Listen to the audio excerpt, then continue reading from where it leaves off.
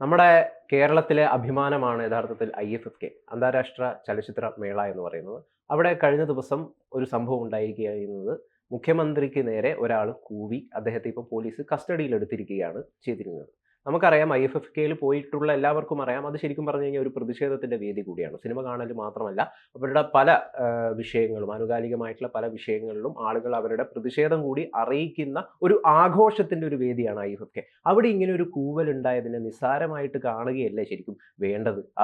അതിന്റെ പുറത്ത് ഈ ഇദ്ദേഹത്തെ റോമിയോ എം രാജ് എന്നാണ് അദ്ദേഹത്തിന്റെ പേര്, കൂവിയ ആളുടെ പേര് റോമിയോ എം രാജ്, അദ്ദേഹത്തെ കസ്റ്റഡിയിൽ എടുക്കുക എന്നൊക്കെ പറയുന്നത് എന്തൊരു മോശമാണ് മാഷെ. ഈ കഴിഞ്ഞ ചലച്ചിത്രമേളയിലെ രഞ്ജിത്ത്, മുൻ ചലച്ചിത്ര അക്കാദമി ചെയർമാൻ തന്നെ, അദ്ദേഹത്തിന് നേരെ ഒരു കൂവൽ വന്നപ്പം അദ്ദേഹത്തിന്റെ പ്രതികരണം ഇതായിരുന്നു, കൂവി തെളിയുക തന്നെ വേണം. ഇങ്ങനെയുള്ള വേദികൾ പലപ്പോഴും കൂവലുകളൊക്കെ വരാം. കാരണം അതിന് ഒരു എന്താണ് അരാജക സ്വഭാവം ഉണ്ടെന്നുള്ളതാണ്. കാരണം ഈ സിനിമാ പ്രവർത്തകരും അതേപോലെ തന്നെ സമൂഹത്തിലെ പല കാര്യങ്ങളോട് പ്രതിഷേധിക്കുന്നതായിട്ടുള്ള ഒരു ശോഭിക്കുന്ന യുവത്വത്തിൻ്റെ കേന്ദ്രമാണ്. അപ്പോൾ ഇത് ശോഭത്തിൻ്റെ ഒരു പ്രതികരണമായിട്ട് മാത്രമേ നമ്മളതിനെ കണക്കാക്കേണ്ട ആവശ്യമുള്ളൂ. അങ്ങനെയാണ് അയാളെ കസ്റ്റഡിയിലെടുത്തതിൽ കുഴപ്പമുണ്ടെന്ന് ഞാൻ കണക്കാക്കുന്നില്ല. കാരണം വെച്ചാൽ അതൊക്കെ അയാൾ ഗുണം അയാളെ കസ്റ്റഡിയിലെടുക്കണം, അല്ലാണ്ടത് വലിയ സംഭവമായിട്ട് നമ്മൾ ചിത്രീകരിച്ച് കൊണ്ടുപോകേണ്ടതില്ല. കാരണം പ്രതിഷേധിക്കുന്ന പലതരം പ്രതിഷേധങ്ങളുണ്ടാകും. ആ പ്രതിഷേധങ്ങൾക്ക് അനുസൃതമായിട്ടുള്ള രീതിയിൽ നിയമപരമായിട്ട് എടുക്കാവുന്ന കാര്യങ്ങൾ അവർക്ക് വേണമെങ്കിൽ എടുക്കാം. പക്ഷേ പ്രതിഷേധിക്കാതിരിക്കണം എന്ന് പറയുന്നതിൽ അർത്ഥമില്ല. കൂവണ്ട എന്ന് പറയേണ്ട ആവശ്യം, കൂവട്ടെ. മുഖ്യമന്ത്രിയെ കൂവി എന്ന് പറഞ്ഞുകൊണ്ട് വലിയ കുഴപ്പമൊന്നുമില്ല. കാരണം എന്ന് വെച്ചാൽ കൂവൽ കേൾക്കാനായിട്ട് അർഹനാണ് നമ്മുടെ മുഖ്യമന്ത്രി. പല കാര്യങ്ങളും ആളുകൾക്ക് പ്രതിഷേധം തോന്നിക്കഴിഞ്ഞാൽ അങ്ങനെ ആളുകൾ കൂവി എന്ന് വെച്ച് ഒരു കുഴപ്പമില്ല. കാരണം അവർ തന്നെ മുഖ്യമന്ത്രി തന്നെ പറയുന്നത് എന്താണെന്ന് വെച്ചാൽ അതിൻ്റെ ഇടയിൽ അദ്ദേഹത്തിനെതിരെ മുദ്രാവാക്യം വിളിക്കുകയും പ്രതിഷേധം പ്രകടിക്കുകയും ഈ സമയത്ത് രക്ഷാപ്രവർത്തനം നടത്തി അങ്ങനെ ചെയ്ത ആളുകളെ തല്ലിയിട്ടൊക്കെയാണ്. എന്ന് വെച്ചാൽ അതിൻ്റെ അർത്ഥം എന്താണെന്ന് വെച്ചാൽ നിങ്ങൾ പ്രതിഷേധിച്ചോളൂ, ഞങ്ങൾ നിങ്ങളെ തല്ലും എന്നാണ്. അപ്പോൾ പ്രതിഷേധിക്കുന്നവർ പറയുന്നത് നിങ്ങൾ തല്ലിക്കും, ഞങ്ങൾ പ്രതിഷേധിക്കും. ഇതാണ് യഥാർത്ഥത്തിലുള്ള രാഷ്ട്രീയം എന്ന് പറയുന്നത്. അതായത് പ്രതിഷേധത്തെ തല്ലിയമർത്താൻ കഴിയുമെന്ന് ആരും വിശ്വസിക്കേണ്ട കാര്യമില്ല. അങ്ങനെയാണെങ്കിൽ ഈ ലോകത്ത് ഒരു പ്രതിഷേധവും നടക്കുകയില്ല, ഒരു വിപ്ലവവും നടക്കുകയില്ല. അപ്പോൾ അതിന് ഒരിക്കലും തടയാൻ പറ്റില്ല. അത് നന്നായിട്ട് അറിയാവുന്ന ഒരു പാർട്ടിയാണ്, നന്നായിട്ട് അറിയാവുന്ന ഒരു നേതാവാണ് നമ്മളുടെ മുന്നിലുള്ളത്. എന്ന് വെച്ചാൽ CPM നന്നായിട്ട് അറിയാം, അതേപോലെ തന്നെ പിണറായി വിജയനെ നന്നായിട്ട് അറിയാം. പിണറായി വിജയൻ്റെ ചെറുപ്പത്തിൽ അദ്ദേഹം ഇതുവരെ ഒരുപാട് പ്രതിഷേധിച്ചിട്ടുള്ള ഒരാളാണ്. അദ്ദേഹത്തിൻ്റെ പാർട്ടിയും പ്രതിഷേധം ആവശ്യമാണ്. കാരണം എന്ന് വെച്ചാൽ ജനങ്ങൾക്ക് ഇഷ്ടമില്ലാത്തതായിട്ടുള്ള കാര്യങ്ങൾ ചെയ്യുമ്പോൾ ജനങ്ങൾ പ്രതിഷേധിക്കും. അത് സ്വാഭാവികമാണ്, അത് അംഗീകരിക്കുക. ഈ IFFKയുടെ വേദി എന്ന് പറയുന്നത് കേരളത്തിൻ്റെ തന്നെ ഒരു സർഗാത്മക വേദിയാണ്. അത് ആ രീതിയിൽ കാണാനായിട്ടുള്ള ഒരു ഉയർന്ന മനസ്സ് വേണം. പോലീസിന് പക്ഷേ എന്ത് ആവാന്നാണ് ഞാൻ പറഞ്ഞത്. പോലീസിൻ്റെ ഒരു ധാരണ എന്താണെന്ന് വെച്ചാൽ പോലീസ് മന്ത്രി എന്ന് പറഞ്ഞാൽ ദൈവമാണെന്നാണ്. അദ്ദേഹം വഴിയിലൂടെ ഇങ്ങനെ സഞ്ചരിക്കുന്ന സമയത്ത് മരിച്ചു വീണ്ടും എന്നൊക്കെ ഈ കറുത്ത കൂടി പോലീസ് എടുത്തുകൊണ്ട് പോകുന്ന അതിൻ്റെ അടിസ്ഥാനത്തിലാണ് ശരിക്കും പറഞ്ഞത്. അതായത് പോലീസ് മന്ത്രിക്ക് ഒരു തരത്തിലും പരിക്കേൽക്കാൻ പാടില്ല, പ്രതിഷേധിക്കാൻ പാടില്ല എന്നൊക്കെ അവർ പറയണത്. പോലീസിൻ്റെ തലക്ക് വെളിവില്ല. അതിന് നമ്മൾ ഈ കാര്യത്തിൽ നമ്മൾ പ്രത്യേകിച്ച് ഇങ്ങനെ സർഗാത്മകമായിട്ടുള്ള കാര്യങ്ങൾ കാണുമ്പോൾ അത് കഥയായിട്ട് എടുക്കേണ്ടതില്ല.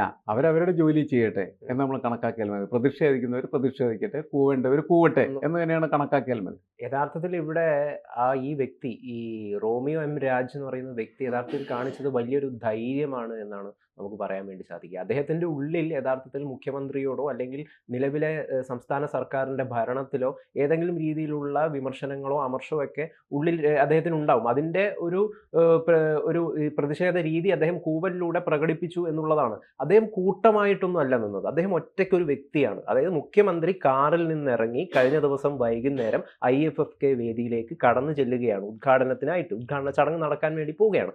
ഇതിനിടയിൽ ഇതിന്റെ അകത്തേക്ക് കയറുന്നതിനിടയിലാണ് ഇദ്ദേഹത്തിന്റെ ഒരു കൂവൽ ശബ്ദം ഒരു ഭാഗത്ത് നിന്ന് നമുക്ക് കേൾക്കുന്നത്. ഉടനെ തന്നെ മുഖ്യമന്ത്രിയുടെ കൂടെയുള്ള മറ്റ് സുരക്ഷാ ഉദ്യോഗസ്ഥരൊക്കെ ഇവരെ നോക്കുന്നത് കാണാം. പിന്നീട് നമ്മൾ കാണുന്നത് ഇദ്ദേഹം രണ്ട് ഭാഗത്തും പിടിച്ചുകൊണ്ട് ഇദ്ദേഹത്തെ കൂട്ടിക്കൊണ്ടു പോകുന്നതാണ് നമുക്ക് കാണാൻ വേണ്ടി സാധിക്കുന്നത്. ഇദ്ദേഹത്തിന്റെ ഒരു വിഷയം എന്താണെന്ന് വെച്ച് കഴിഞ്ഞാൽ 2022 ഡെലിഗേറ്റ് പാസ്സാണ് ഇദ്ദേഹത്തിന്റെ കൈവശമുള്ളത്.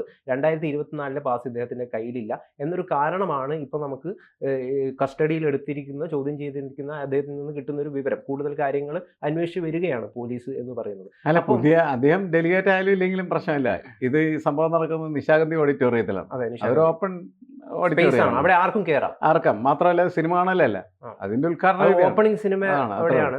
അപ്പൊ അതില് എനിക്ക് തോന്നുന്നു, പക്ഷെ അവിടെയും കയറുന്നതിന് പാസ് ഉണ്ട്.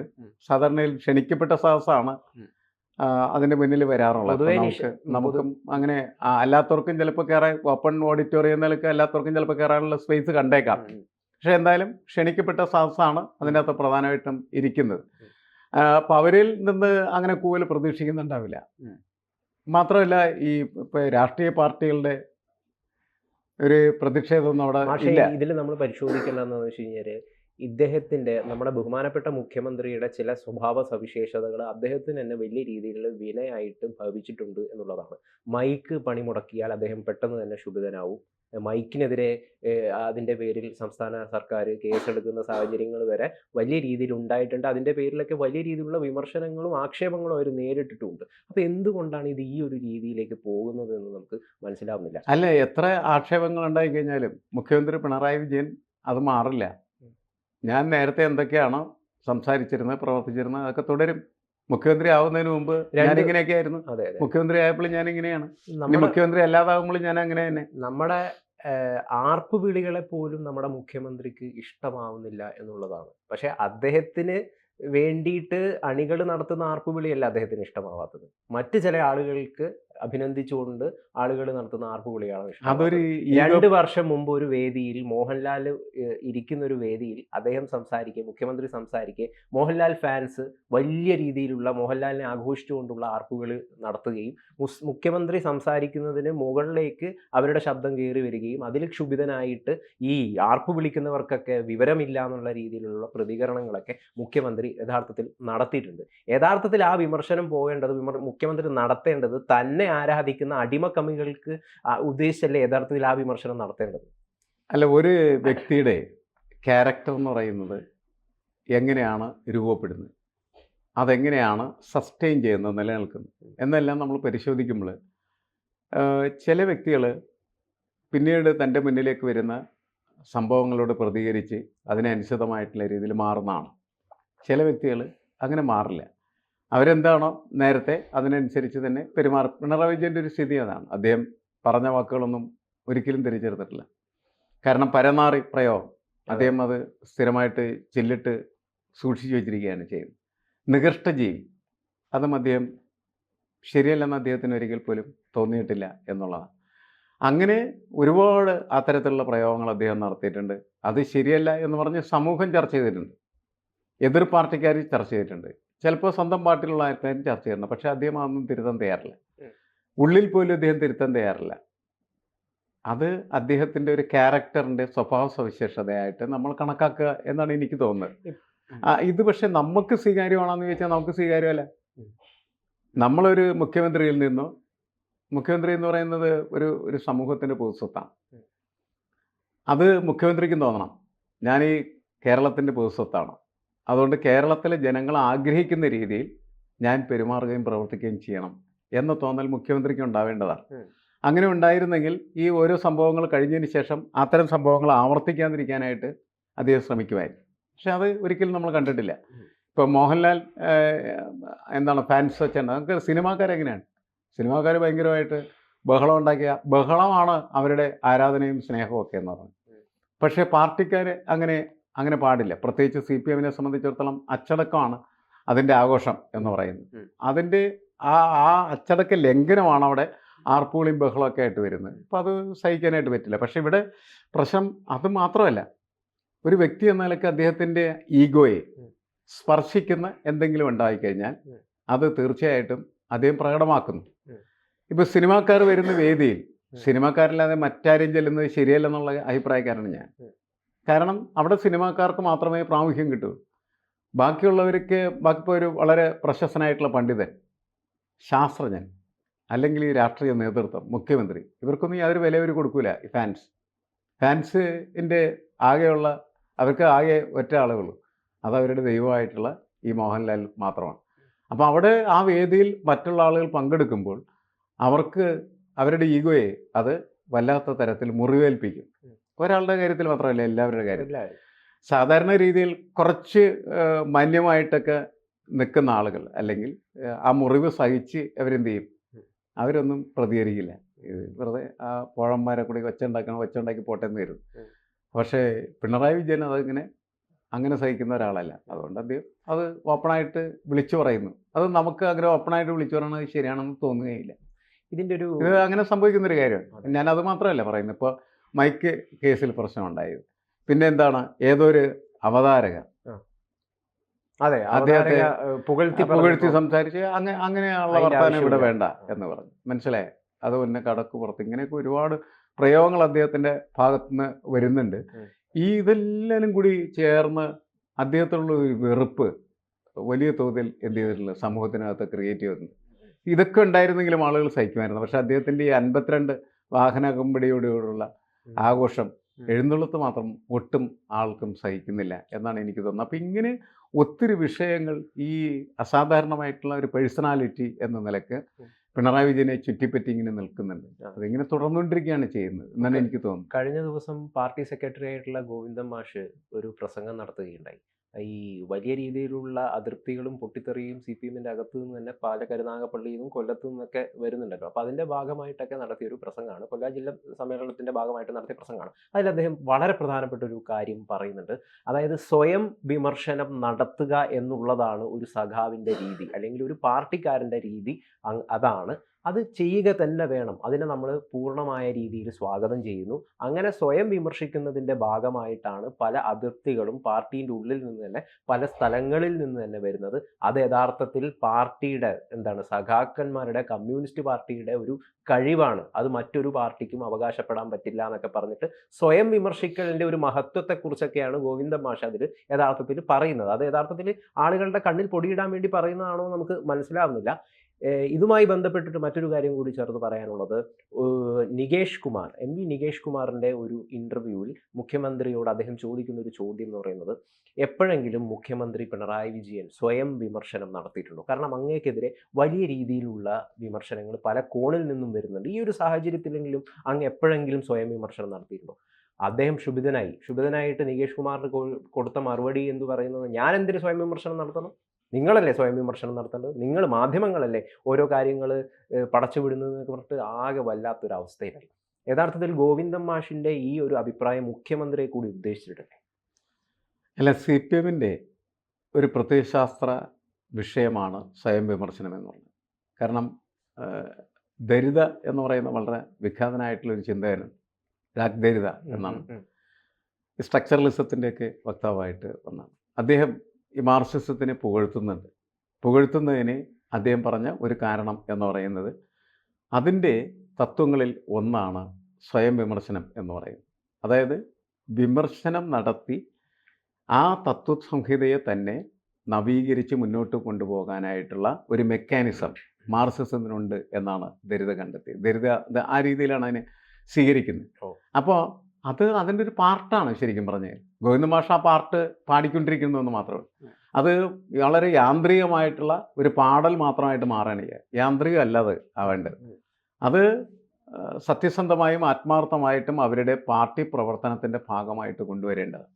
അങ്ങനെ കൊണ്ടുവന്നാൽ മാത്രമാണ് ഈ സ്വയം വിമർശനം എന്ന് പറയുന്നത് പാർട്ടിയുടെ സ്വയം നവീകരണ മെക്കാനിസമായിട്ട് മാറിത്തീരുള്ളൂ. പിണറായി വിജയൻ അതൊരിക്കലും മനസ്സിലായിട്ടില്ല എന്ന് പറഞ്ഞു കഴിഞ്ഞിട്ടുണ്ടെങ്കിൽ അദ്ദേഹത്തിൻ്റെ ഒരു ധാരണ എന്ന് പറയുന്നത്, അദ്ദേഹം ഈ മാർക്സിസത്തേക്ക് പുകഴ്ത്തും വലുതാണെന്നൊക്കെ പറയും എന്ന് വിചാരിക്കുമെങ്കിലും അദ്ദേഹത്തിൻ്റെ സ്വഭാവം ഒരു മാടമ്പിയുടെ സ്വഭാവമാണ്.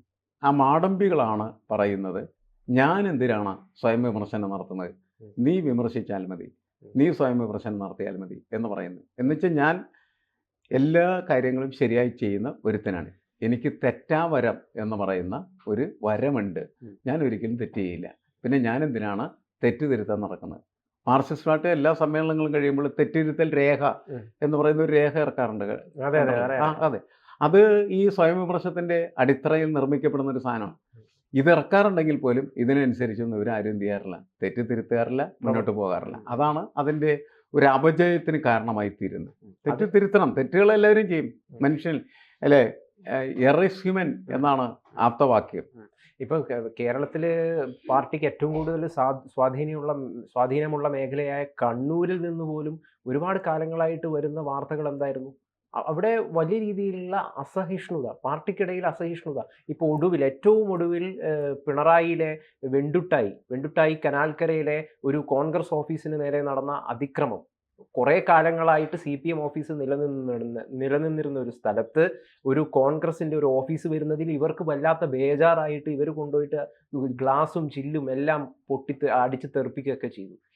ഈ ഒരു മനോഭാവം, അണികൾക്കിടയിലുള്ള, പാവം സഖാക്കൾക്കിടയിൽ രൂപപ്പെടുന്ന ഈ ഒരു മനോഭാവം വല്ലാത്ത അപകടത്തിലേക്കല്ലേ നമ്മുടെ സമൂഹത്തെ നയിക്കുക. ആ ഒരു കാരണം കൊണ്ട് തന്നെയല്ലേ ഇപ്പം ഒരുപാട് പേർക്ക് കമ്മ്യൂണിസ്റ്റ് വിരുദ്ധത മനസ്സിലുള്ളത്.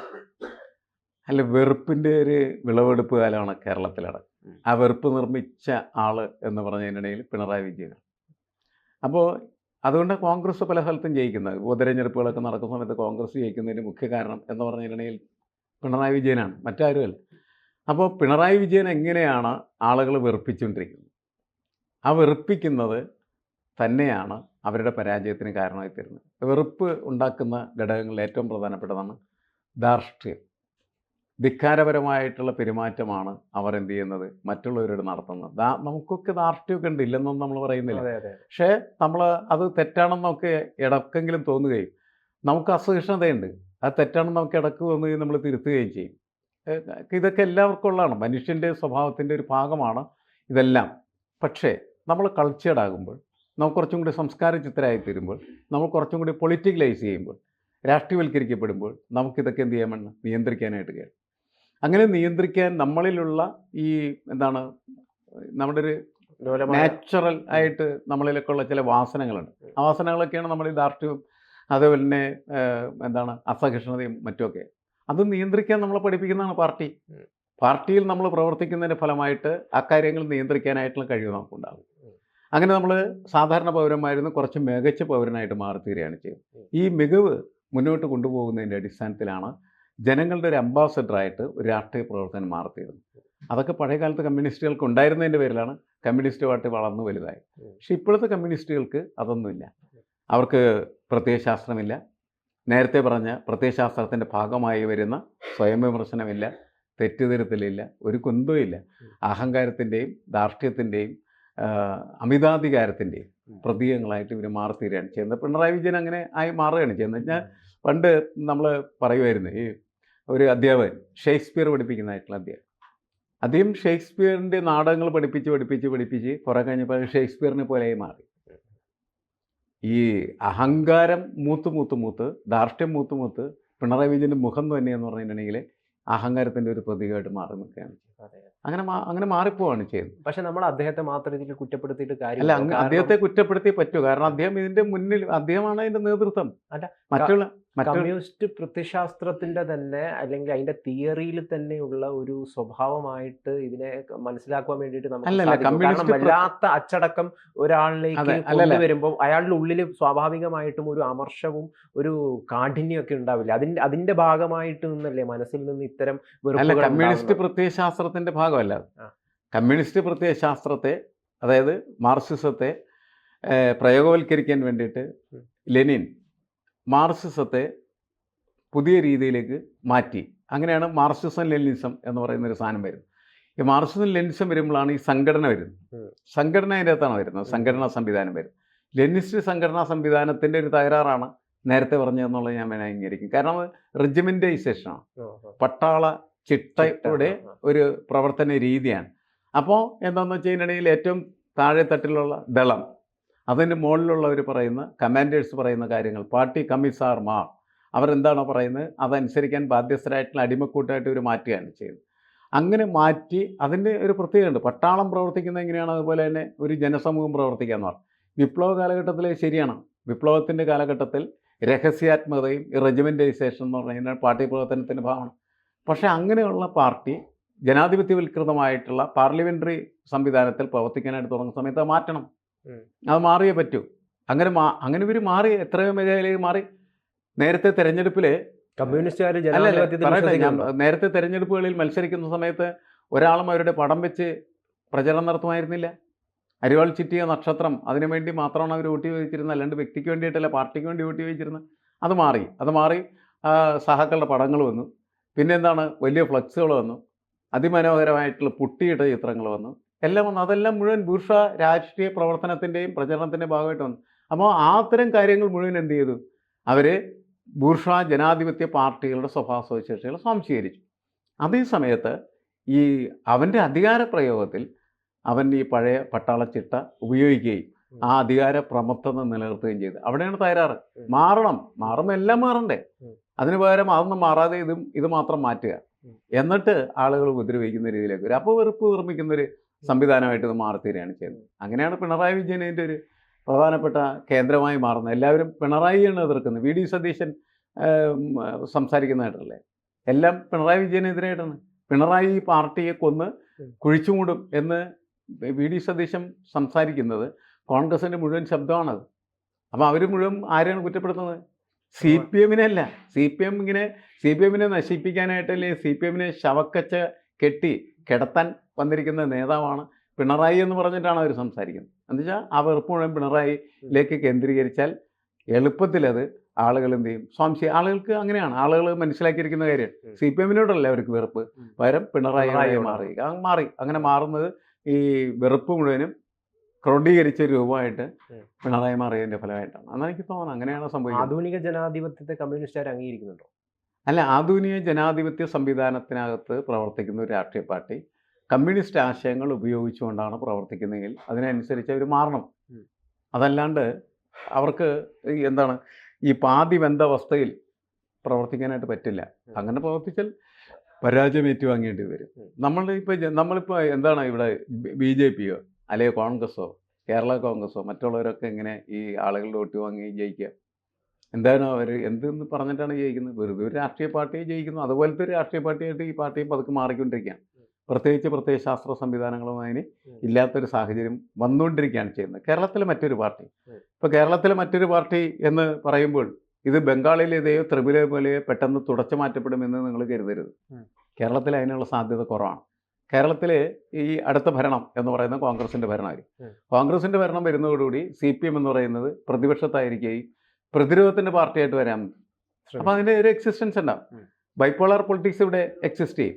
അങ്ങനെ എക്സിസ്റ്റ് ചെയ്യുമ്പോൾ ഈ UDFും LDFും എന്ന് പറയുന്ന ദ്വന്ദ്വത്തിൽ തന്നെ മുന്നോട്ട് പോകാനുള്ള സാധ്യത വർദ്ധിച്ചിരിക്കുകയാണ് ഇപ്പോൾ ചെയ്യുന്നത്. ഭരണവിരുദ്ധ വികാരം മുഴുവനും നേരത്തെ ഇതിങ്ങനെ രണ്ടിലേക്കും ഡിവൈഡ് ചെയ്തു പോകുന്ന പല തെരഞ്ഞെടുപ്പ് നമ്മൾ കണ്ടാണ്. പക്ഷെ ഇപ്പം കൊണ്ടിരിക്കുന്നത് അത് മുഴുവൻ കോൺഗ്രസ് യൂട്ടിലൈസ് ചെയ്യുന്ന സ്ഥിതി. അതെ. എന്തായാലും CPMന് ആകെയുള്ളൊരു കച്ചിത്തുരുമ്പ് എന്ന് പറയുന്നത് കേരളമാണ്. ആ കേരളത്തെ സുരക്ഷിതമായി കൈപ്പിടിയിൽ നിർത്താൻ വേണ്ടിയിട്ട് തിരുത്തലുകൾ അവർ തന്നെ സ്വയം നടത്തട്ടെ, സ്വയം വിമർശനങ്ങൾ അവർ തന്നെ സ്വയം നടത്തുകയാണ് വേണ്ടത്. ഒപ്പം മുഖ്യമന്ത്രിക്ക് മാറാൻ വേണ്ടി സാധിക്കണം.